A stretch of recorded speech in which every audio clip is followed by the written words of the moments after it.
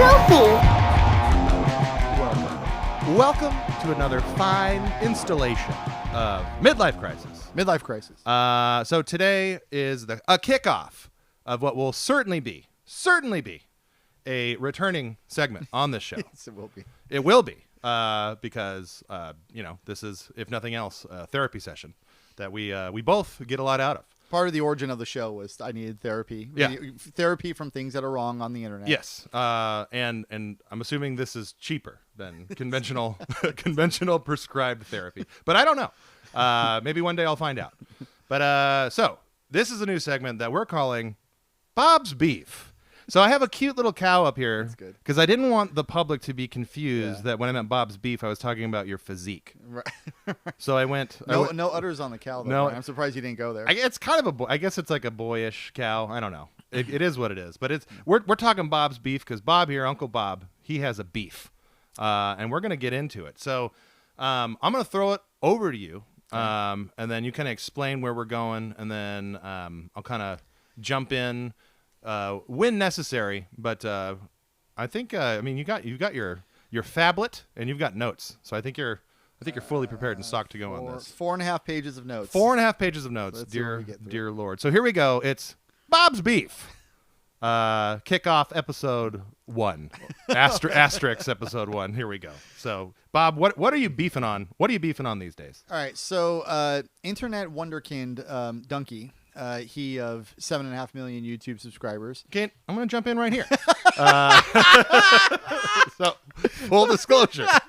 One sentence into Bob's beef. Yeah. Now we get Bry's beef. Full disclosure.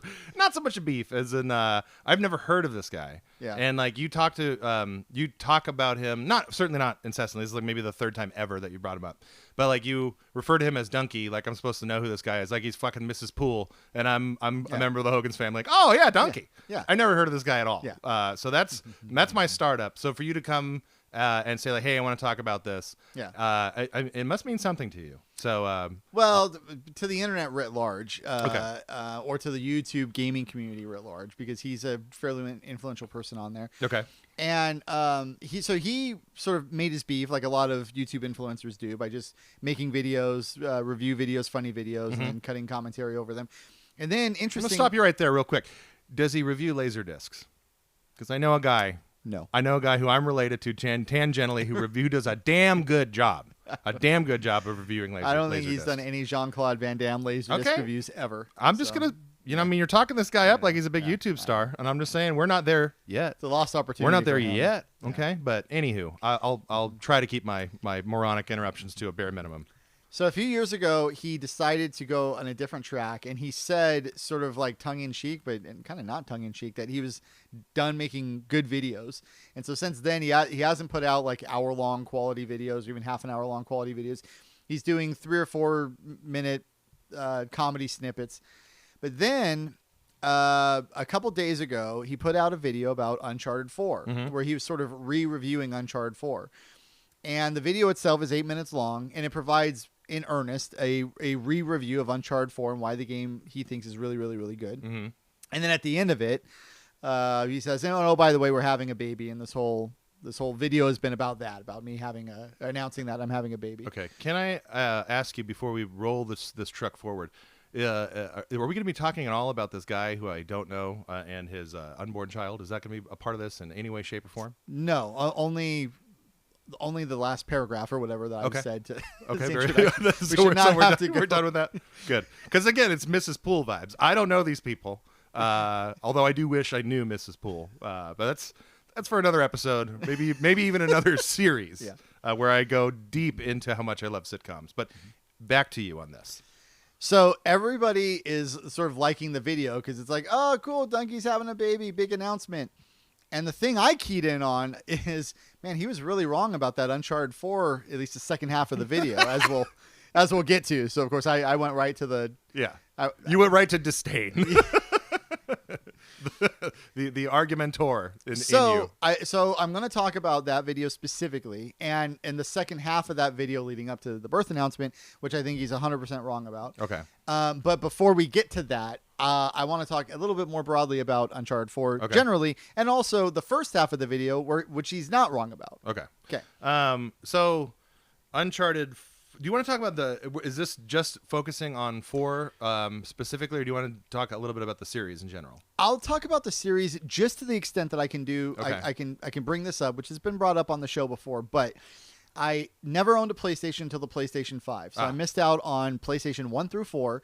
And other than hanging out with you and doing random one-offs, I never played a PlayStation game, which means I also never played any PlayStation exclusives, not a single one. Yeah. Then pandemic hits. I'm all ready. Got money now. Ready for PlayStation 5. Have a good friend. Hooks it up. I get a PlayStation 5 on launch day. And turns out through the PlayStation Plus subscription package, you get access to all these games. And one of the games was Uncharted 4. But then also, I think I had to actually pay for it, but it was like $20. The Uncharted, I think it's called Uncharted Legacy, something like that. But the first 3 games were put together in a package. Mm-hmm. So I own all 4 Uncharted games. I've never played PlayStation games. These are some of the best PlayStation exclusive games. Naughty Dog is one of the most revered developers. So I'm going to play all the Uncharted games. I'm also developing an obsession with platinums. Yeah. That happened almost on day 1. Totally. of you owning a PlayStation. We are going to do an episode on this, but the first time I heard a trophy pop, Just start like, sweating. Yeah, it was like it was like I had like a Pavlovian response to it. It's like a twitch. Yeah. Like, Oh, it's telling me I did something good. Oh, it's complimenting me.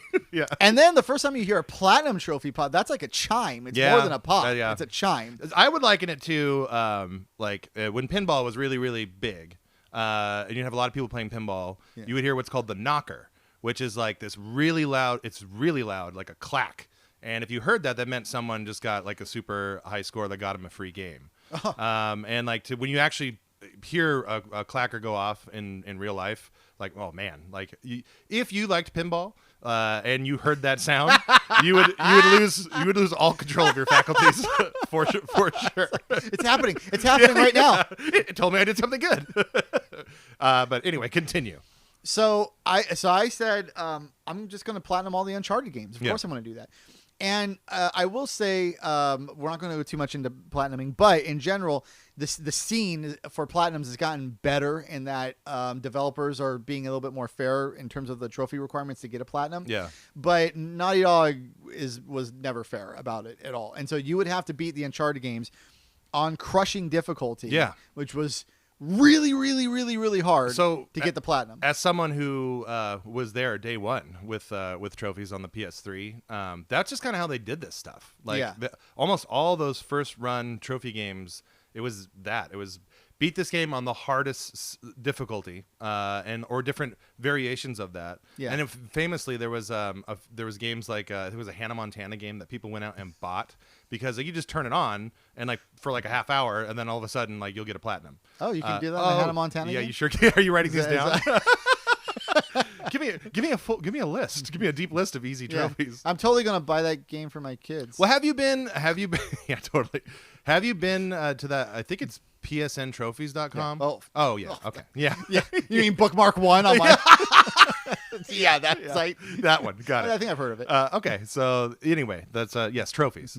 So I played through the first 3 Uncharted games, and then in fact did beat all of them on trophies. Because we're friends on PlayStation, I can actually see your score progress compared to mine. Yeah.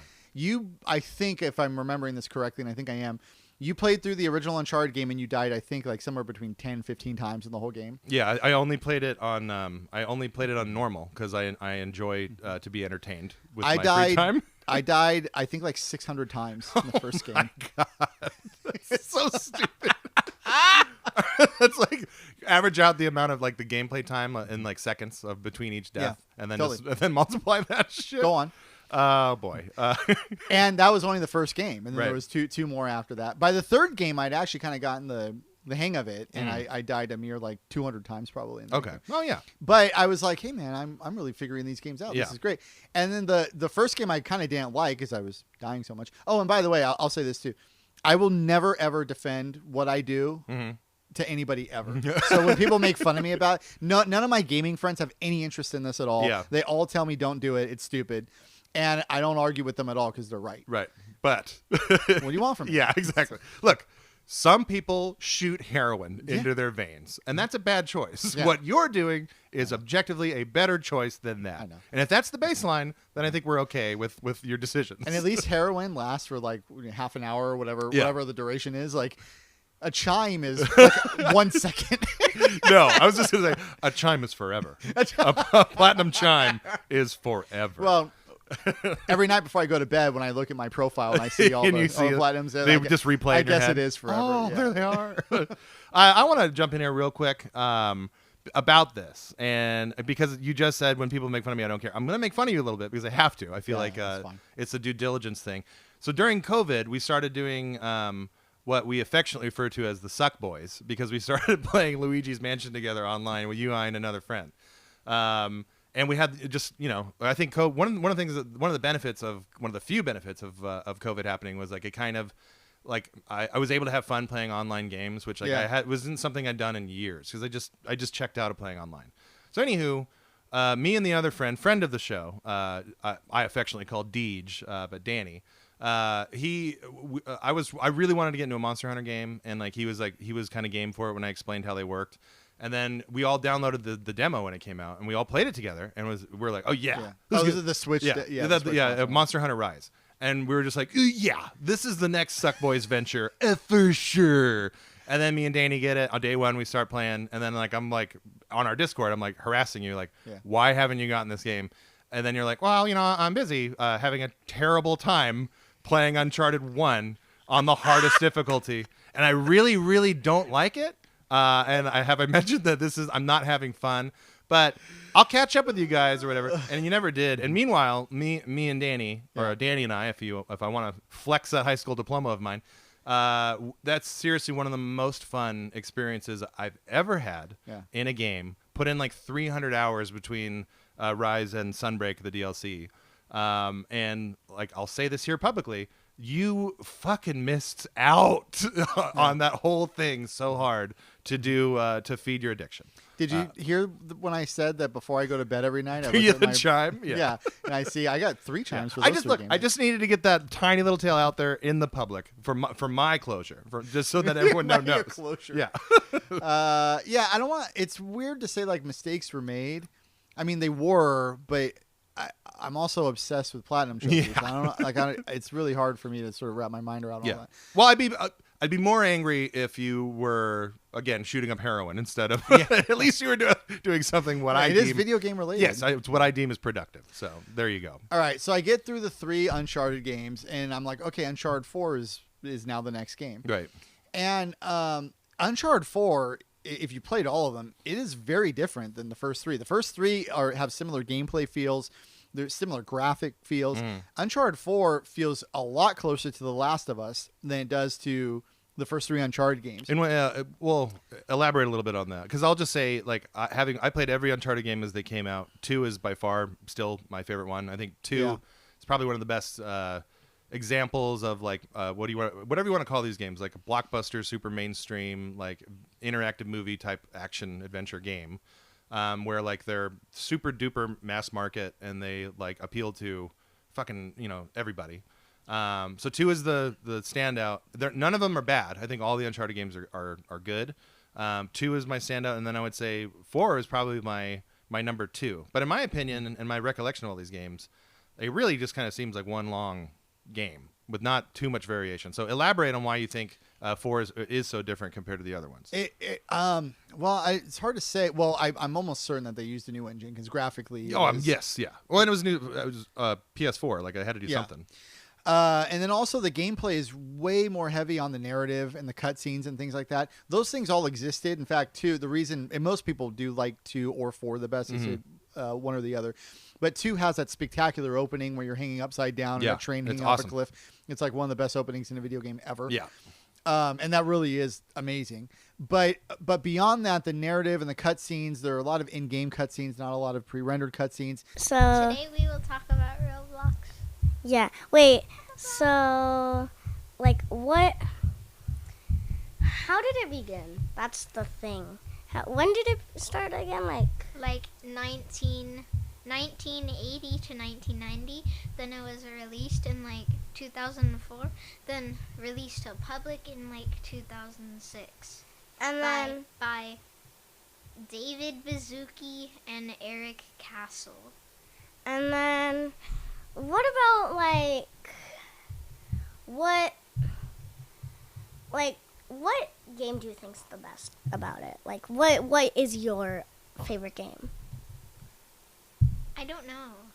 Oh, I thought honestly you were gonna say my movie. Honestly, because that's like mine so far.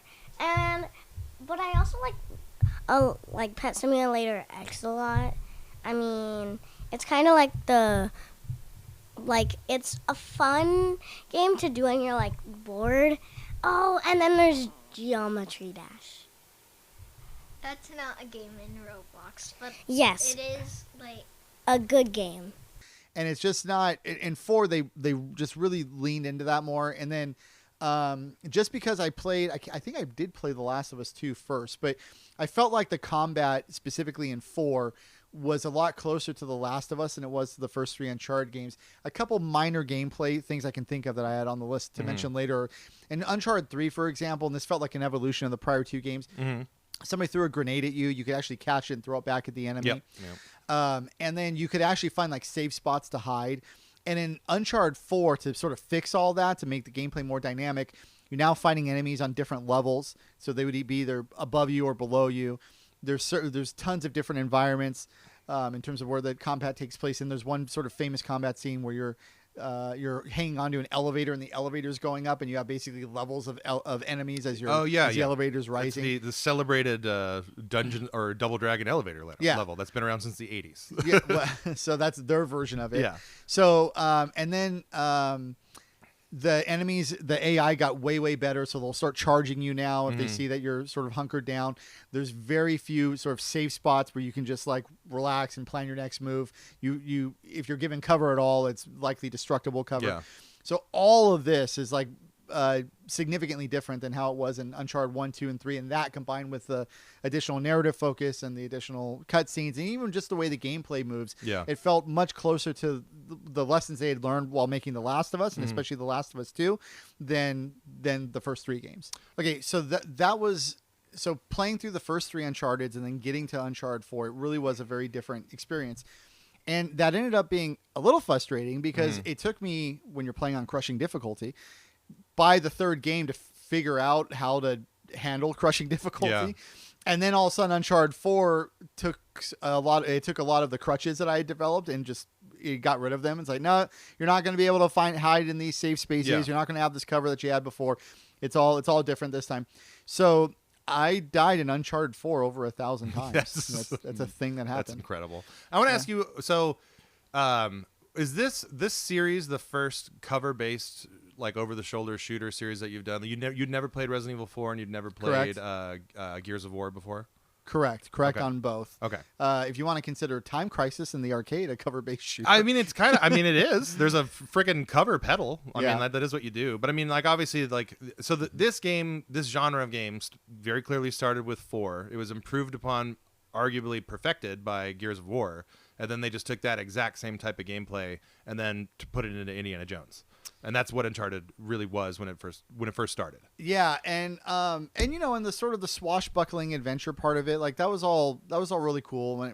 Just wait until I get to my story critiques, but the gameplay is like you could see the appeal, and you could especially see the appeal if you're not playing on crushing difficulty. Yeah. And in Uncharted 4, one of the things that the game does really, really well that I'll mention in just a minute or two is the pacing and the variety of different gameplay things that they do to make it feel like an Indiana Jones movie and not just like you're shooting enemies in this level and now you're in this other level and you're doing the same thing. Same thing.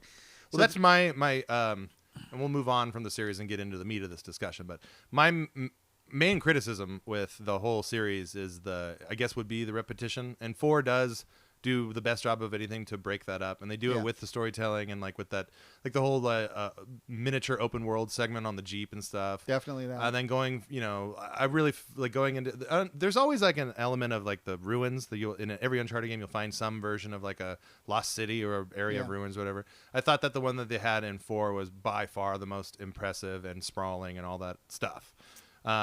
So yeah, I think I don't know. I'll just say I think the series is pretty badass. I have no real major issues with any of the storytelling in any of the games, really, because like I think these games are kind of, and this will segue into this whole Uncle Dunk. What's his name? Donkey?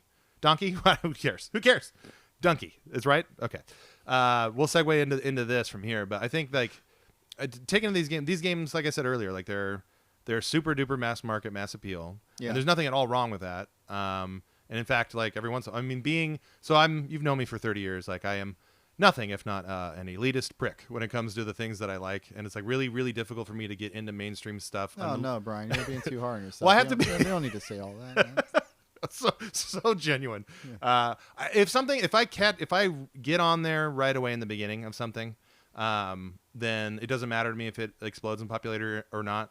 But it's really difficult for me to come into something midstream that's really, really popular because everything is always built up. And then like when I go to see it, it's like, it's kind of a letdown. So Uncharted being in there on day one, like I would hold this entire series in a pretty high esteem for what they are, which is again like big blockbuster, like mass appeal things. So with all that being said, you want to get into some of the more nitty grittier things of this discussion and what you think is right and wrong about this guy's opinion. Sure. So let me just reflect on my notes. Consult the notes. I'll vamp. So the first issue that Donkey is correct about, he talks about how climbing and animations are really, really good in Uncharted 4. And that's true. Now, here I have to defer to you.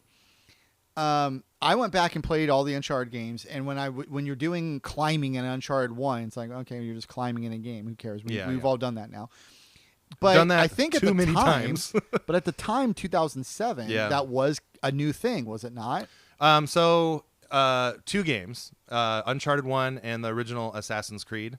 Probably the biggest thing that they brought, innovatively speaking, to video games was this like this climbing mechanic that like you would feel super empowered because like all you're doing is holding up on an analog stick or maybe up and left and up and right, and they just kind of like like bugs just crawl up these surfaces. And what made it, especially in Uncharted, like the Uncharted does such a good job of having and it's been years since I played the original one, so this might be totally full of shit, but like having unique animations that really sell that feature. So yeah, before that, climbing in games was it was what it was, like usually kind of jumping focus and stuff like that. But yeah, Assassin's Creed and Uncharted like totally made that a thing in the 360 PS3 generation for sure. So this is one. So one of the things that, and when we did the Age Like Milk, Age Like Wine episode, which everybody should go watch, that we talked about is like sometimes something that seems innovative at the moment that it happens, you get so used to it that if you go back and try to play it later on, it's just not innovative anymore and be like riding a Model T around. Yeah. So because I had already experienced climbing mechanics in other games, when I went back to play Uncharted 1, it was boring. It was like, this sucks. Yeah. So because now that we're here, and I want to birdwalk a little bit about climbing in video games, because I had a conversation with someone at work the other day about this. So having finished Tears of the Kingdom, and that was about a 100-hour game for me. Yeah. I just said, I'm done. I just want to see the ending and move on. And then playing Breath of the Wild, and then playing that Horizon VR game that's all about climbing. I want to state here publicly, I don't want to climb in your video game anymore. So stop it. Give me like a decade break from climbing in your video game, and then we'll maybe reconsider. So please and thank you, Brian. I'm going to give you 3 options. Okay. Okay. Option 1, climbing in video games. Option 2, card builders, video games. Option 3, Souls-like video games. Well, you can keep 1 and throw away 2. Which are you getting rid of? Well, climbing's done. That's gone. Climbing's gone. Climbing's out. Okay, so it's Souls-like or card battlers. Which are you keeping? Well, I'm keeping Souls-like, and I don't because like at the end of the day, like they are now kind of rote, but like I still love them. Like I still get a lot of enjoyment. I should have made that harder for you. Yeah, you should have. But so this is kind of a slam dunk. You basically like out of the 3 things that 2 you don't like, What's the one you're gonna keep? Maybe it's because I'm getting burned out on Souls like. No, but look, that's fair. That's totally fair. People, I think, a lot of people have been ripping off Souls games for quite a while now. So yeah. I complained about this before. I'm going to say one sentence here. Tunic is a great game. It has a Souls-like element that just does not need to be there. Everybody should play Tunic, and there should be a sequel to Tunic, and it should not have Souls-like elements. Thank you. We can move on. Okay. Ratified. That's ratified. All right. So back to Uncharted 4. Yes. So they add the piton, and they add a grappling hook. And those things are really, really awesome in the game. And when you're using them, they also add in usually a sliding element to it. So you'll be sliding down that Uncharted 4 was the first one that did that, right? Yeah. Yeah. So you'll be sliding down, and that creates a sense of urgency about it because you can't just sit there and like throw your grappling hook. Yeah. You're going to fall off a cliff. So you got to jump off the cliff and then throw your grappling hook, and then. Yep. And that's really, really fun. And it's a really fun gameplay mechanic it's that's super different fun. than just shooting a gun at like somebody. I totally forgot about that whole sliding thing, but when you said that, like my eyes like lit up because I remember how much fun that was. Like that feeling of momentum that you did have some element of like oh shit at the end of it. Like that was a really cool touch. And when you would make the jump, that felt really good as well. And it sort of adds to the Indiana Jones-esque feel. It was just great. It was just a really, really good mechanic. So they did a really good job there. Additionally, that Jeep element that you talked about, where there's like this sort of semi-wide open area. Yeah. So they really blew that out in the follow-up game after Uncharted 4, Lost Legacy. Mm-hmm. And there's like a third of that game is just completely open world. But real quick, Lost Legacy. Do you like that game, or do you? I mean, A, do you like it, and B, where does it rank in your Uncharted rankings? So I really hate to say, I thought you'd ask me about this, and I hate to say my Uncharted rankings because I feel I'm going to lose credibility with everybody watching this. I'm going to give you my rankings, but I want everybody to still take my opinion seriously, even after I give the rankings, and I'm not saying this to just be, different guy or whatever, but Uncharted 3 was actually my favorite Uncharted. And nobody else says that. That's nobody's answer, but it's my answer. Uncharted 3, and particularly that's the one that had the big airplane skydiving scene where you're flying in the cargo, and they copied it for the movie. And that's a spectacular scene, but I like that game the most. Lost Legacy is the exact equivalent to Uncharted 4. It's just that the characters are less interesting because you haven't really gone with them the way that you have with the Uncharted 4 characters. Yeah, and the bonds aren't nearly as strong. Yeah. I mean, you do see the Chloe character. She's in Uncharted 2 and Uncharted 3, but she's a side character. Right. So I would put Uncharted, if I had to rank them, my ranking would be Uncharted 3, Uncharted 4, Uncharted Lost Legacy, Uncharted 2, and Uncharted 1. Uncharted 1 at the bottom. Yeah, I think that's fair. I thought Lost Legacy, and this is kind of crazy to say this because, like, it's not true, but it, to me, felt like it was like the budget Uncharted game. Even though, like, it was spectacular looking, it had, like, all the same, like, pomp and circumstance of Uncharted 4. Like, it just kind of felt to me like this is like Naughty Dog's B team, and like let's get some more cash out of this engine, kind of a thing. Not to say it was a bad game or anything like that. It just to me kind of felt a little bit like on that RC Cola side of the scale. So we're gonna come back with part 2 and get more into the bulk of the what do you want to call it? What I know what we're gonna call it. We're calling it Bob's Beef.